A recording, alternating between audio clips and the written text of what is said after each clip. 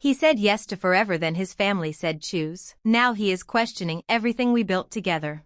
Imagine planning your wedding in your head for weeks, counting down the days, feeling like your whole life finally clicked into place, and then watching the person you love slowly start to pull away. Not because of anything you did. Not because of a fight or a betrayal. But because his family gave him an ultimatum that put you on one side of a scale and his entire identity on the other. That is exactly where she is right now.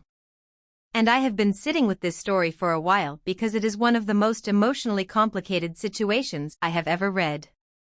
She came to Canada from Italy with nothing but ambition and an open heart. She left behind everything familiar, every comfort, every person who had ever known her name. And she stepped into a country where the winters are longer and the silences are different and the ground beneath your feet does not carry the same history your body grew up understanding. She found work, found a new life, and somewhere in the middle of all of that she found him. A Cree man from a reservation who had already made one incredibly difficult choice in his life, which was to leave his community and pursue his own dreams in a world that was not built for people who look like him. He did not just relocate. He carried the weight of that departure with him, the way people do when the place they left is not just a place but a people, a language, a set of obligations and loves that do not dissolve with distance. That context matters enormously, and we are going to come back to it. Their relationship did not just work, it thrived. 5 full years of building something real together, slowly and deliberately, the way you do when both people have already learned that life can take things away without warning. She helped him climb out of a dark period in his life, the kind of darkness that does not announce itself but settles in quietly and makes everything feel heavier than it should. And he helped her feel at home in a country that was entirely foreign to her, helped her find her footing in a place where she did not yet know which grocery store stayed open late or which neighbors would wave back or how to describe her loneliness without it sounding like ingratitude. That is not a small thing. That is 2 people becoming each other's anchor in the middle of very different storms, learning each other's fears and soft spots and early morning moods, and choosing to stay anyway. Her family back in Italy fell in love with him. She still gets butterflies when he looks at her after 5 years together. If you have ever been in a long-term relationship, you know that is not nothing. That feeling fades for a lot of people, it gets replaced by comfort or routine or simple coexistence, and it clearly did not fade for her. Whatever they built, it stayed alive. When he brought up marriage, she was not just happy, she was overwhelmed with happiness. She used the word uncontainable. And I believe her completely.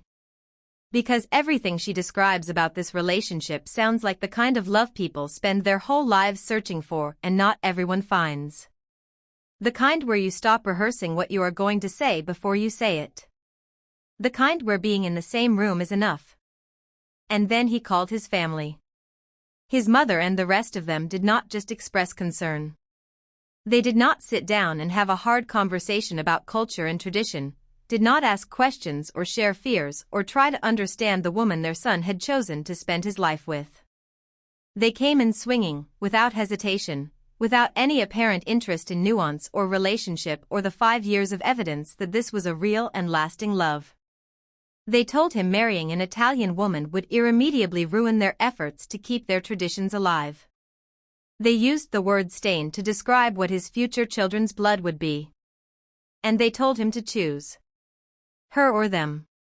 No room for nuance, no room for love, no room for the 10,000 ways 2 people can honor multiple cultures at once. The word stain is doing a lot of heavy lifting in that sentence, and I need everyone to really sit with what that means. They called his potential children stained. That is the word they chose. Not different. Not mixed. Stained. As if his love for this woman is a contamination. As if the children they might raise together, children who do not yet exist but who she has surely already imagined, are somehow less than before they even take their first breath. That is not cultural preservation. That is something else entirely. And it is something he has had to navigate his whole life in one form or another, the experience of being evaluated not by who you are but by what you represent to someone else's fear. Here's where I think this story gets really important. He is a Cree man who already left the reservation to build a career. That decision alone carries enormous weight in Indigenous communities, where leaving is sometimes read as rejection, as a turning of your back on the people and the land and the ways of knowing that shaped you. The pull between modern life and cultural roots, between personal dreams and collective responsibility, is not something outsiders can fully understand from the outside. It lives in the body. It shows up in small moments, in the way you explain yourself to people who do not share your history, in the things you do not say at dinner tables that are not yours. She knows this. She says so directly and with grace. She does not dismiss his family's perspective or wave it away as simple bigotry. She says she finds his connection to his culture beautiful and supports it completely. That kind of awareness, in a moment when she is the one being called a stain, is not easy to hold on to. But she holds it. But here is the tension that I do not think she is fully naming yet. His family's ultimatum is not actually about cultural preservation in any constructive sense. Real cultural preservation is about passing down language, ceremony, story, relationship with the land, values, and ways of seeing the world. It is about teaching children who they are and where they come from and why that matters. None of those things disappear because a Cree man marries an Italian woman who loves and respects his heritage. None of those things require that every person in a bloodline marry within a specific group. Many Indigenous families navigate this exact situation with thoughtfulness and love, raising children who carry multiple histories and belong fully to all of them. The ultimatum his family gave him is about control. It is about punishing him for having already left, for having chosen a life they did not sanction, and using marriage as the line in the sand they finally refused to let him cross. That does not make his feelings any less real. He is caught between two worlds and he always has been. He chose his career over proximity to his community, and he has lived with that choice, carrying whatever quiet grief or relief or complicated mixture of both comes with it. Now he is being asked to choose his love over what remains of that connection. The grief in that position is real and layered and old, and it is not something she can carry for him no matter how much she loves him. When she tried to talk to him and he said she could not understand what he was feeling, he was not being cruel. He was being honest. He was naming something true about the limits of even the deepest love between two people who have lived different lives. And that honesty, as painful as it is to hear when you are standing on the outside of it, actually says something good about who he is. The problem is that silence and withdrawal are not the same thing as thinking. And several days of pulling away without any real conversation is starting to erode the foundation they built, brick by careful brick, over 5 years of showing up for each other. She says she wants him to be happy more than she wants to win. She says she cannot stand the thought of him spending his whole life mourning the community he lost for her sake, waking up beside her and carrying a quiet resentment that neither of them asked for. And this is the part that breaks my heart completely. Because she is carrying his pain for him before he has even made a decision. She is already grieving on his behalf, already contorting herself to make room for an outcome that would take everything from her, because she loves him that much and because she is that kind of person. This woman flew across the ocean, built a life from scratch in a country that did not know her name, and gave 5 years of herself to someone who clearly deserves her love. And now she is sitting there asking what she can do to make this easier for him. Not what he owes her. Not what she deserves. What she can do for him. Let me be clear about something. The fact that she is asking this question says everything about who she is. It would be very easy in this moment to be angry. To feel like the ultimatum his family gave is a rejection of her as a person, because it is, and she would be completely justified in feeling that and saying so loudly. But instead she is thinking about him first, about his grief and his impossible position and the weight he has carried long before she ever came into his life. That is rare. That is the kind of love that deserves to be chosen. Now let me talk about what she actually needs right now. She needs him to come back to the table. Not to have everything figured out. Not to have resolved the grief about his family or made peace with what they said or found some clean and painless answer to an impossibly painful situation. But to come back to her with the willingness to work through this together instead of processing it alone in a way that leaves her standing outside a closed door, her hand raised to knock, not knowing if anyone is coming. 5 years means she has earned the right to be inside that conversation with him. What he decides will define not just their relationship but who he is. Because here is the thing about ultimatums. If he steps back from this marriage because his family threatened to cut him off, he will not just lose her. He will spend the rest of his life knowing that he let fear make the biggest decision of his life, that when it mattered most he handed the pen to someone else. And a man who already had the courage to leave a reservation and build a career on his own terms, who has already proven that he can make the hard choice and survive it, is not a man who should be making decisions out of fear. His family already pulled away from him when he chose his career. They are still his family and he still loves them, but the relationship is already complicated, already carrying the strain of choices they did not approve of and distances they did not choose. The idea that marrying her will somehow destroy what remains of that bond more than it is already strained is worth examining very carefully, with clear eyes and without the fog of guilt that an ultimatum is specifically designed to create. Because the truth is, they are not offering him a path back to a warm and welcoming family. They are offering him an ultimatum dressed up as love. Those are not the same thing, and he deserves to know the difference. She deserves a partner who can say, with full honesty, that she is his family now. That does not mean forgetting where he came from. That does not mean erasing his culture or his identity or the part of him that still belongs to the land and the language and the people he grew up among. It means understanding that family is also something you choose and something you build, one ordinary day at a time, one hard conversation and shared meal and moment of choosing to stay. They built it for 5 years. It would be a tragedy to let it go because the people who should have been celebrating them decided to threaten instead.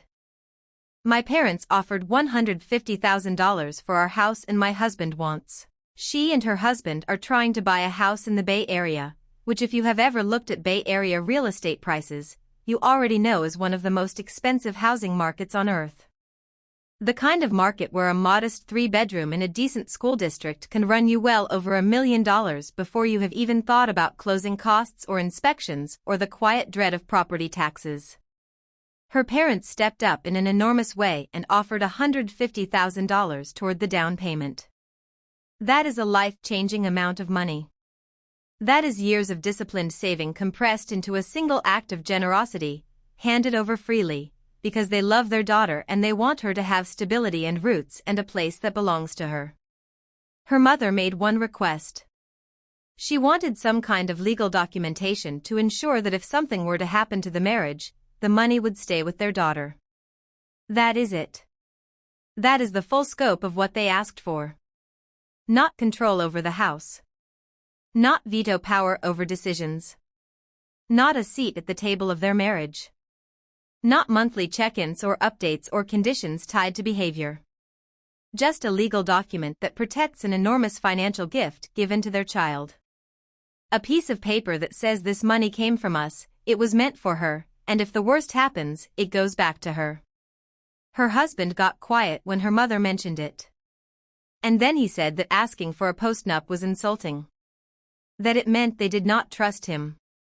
That if they could not give the money without strings, then he would rather decline it entirely and have them save up on their own.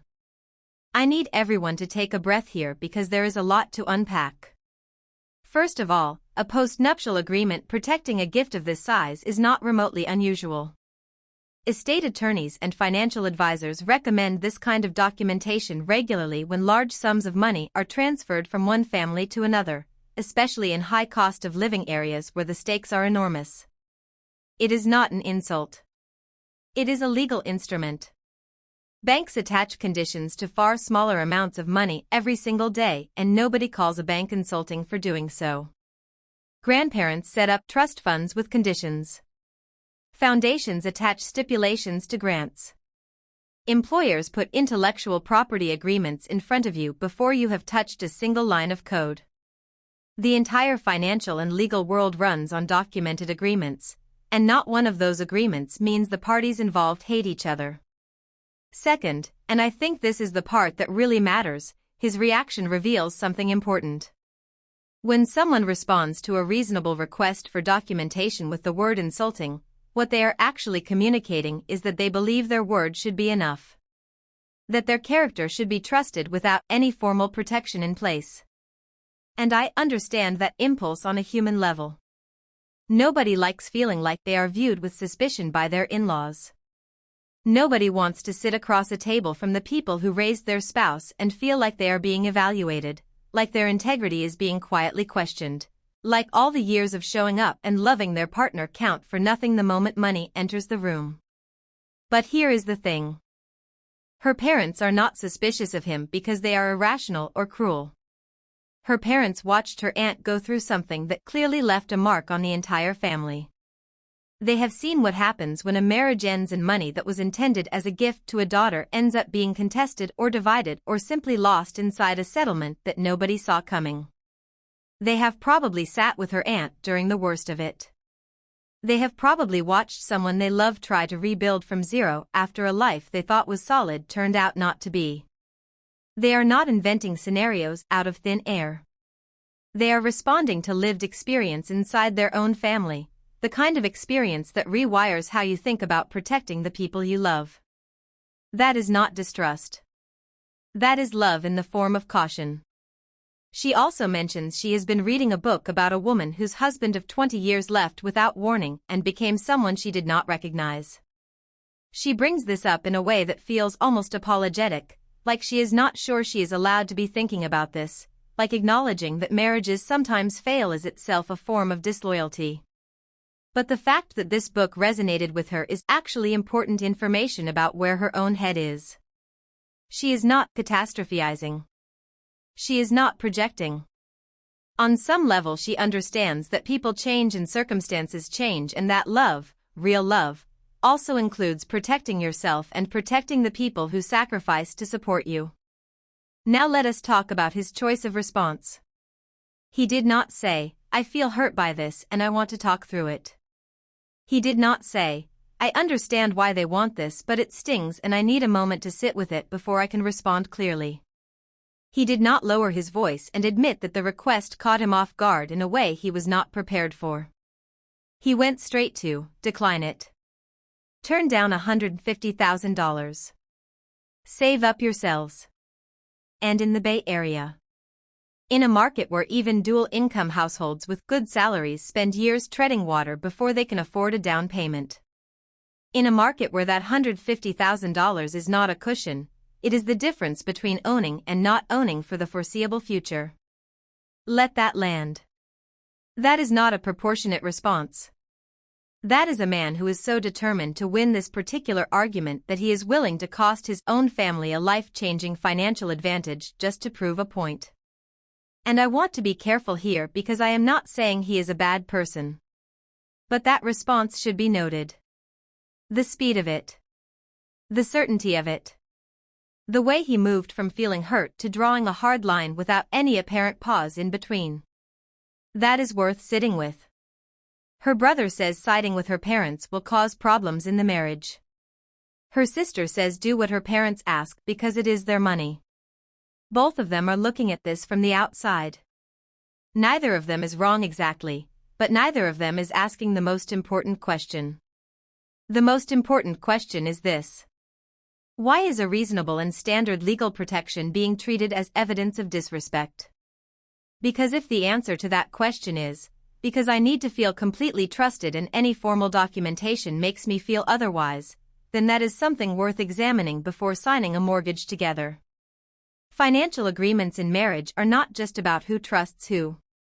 They are about protecting everyone involved, including him, if things were ever to go sideways in ways no one can predict.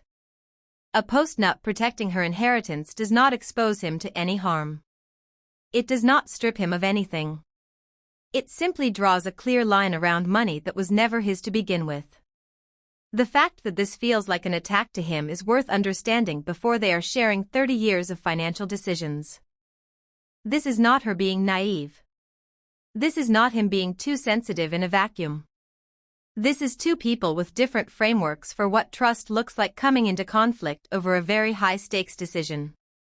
And the resolution of this conflict matters enormously, not just for the house but for everything that comes after it. She needs to have a real conversation with him about what specifically makes him feel this way. Not to talk him into agreeing, but to understand whether his resistance comes from wounded pride, which is workable, or from something more fundamental about how he sees her family's role in their marriage, which is a bigger conversation. And at the end of that conversation, here's where I land. Her parents are not wrong for wanting this protection. $150,000 is not a gesture.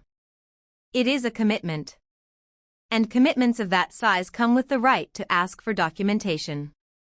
If her husband loves her the way he says he does, he should be able to sit down with an attorney, sign a piece of paper that protects her in a worst-case scenario, and recognize that doing so is actually an act of love toward her and her family. Not a concession. Not a defeat. An act of love. Because a man who refuses to sign a document that protects his wife is not standing on principle. He is standing on pride. And pride does not help you pay a mortgage in the Bay Area. She should accept her parents' money. She should get the postnup signed. And if her husband cannot find a way to see that protecting her is more important than protecting his feelings about being trusted, that tells her something she needs to know before she is $150,000 and a shared mortgage deeper into this marriage. Drop a comment below telling me which of these two stories hit you harder. And if you found this video today, a like and a subscribe means everything.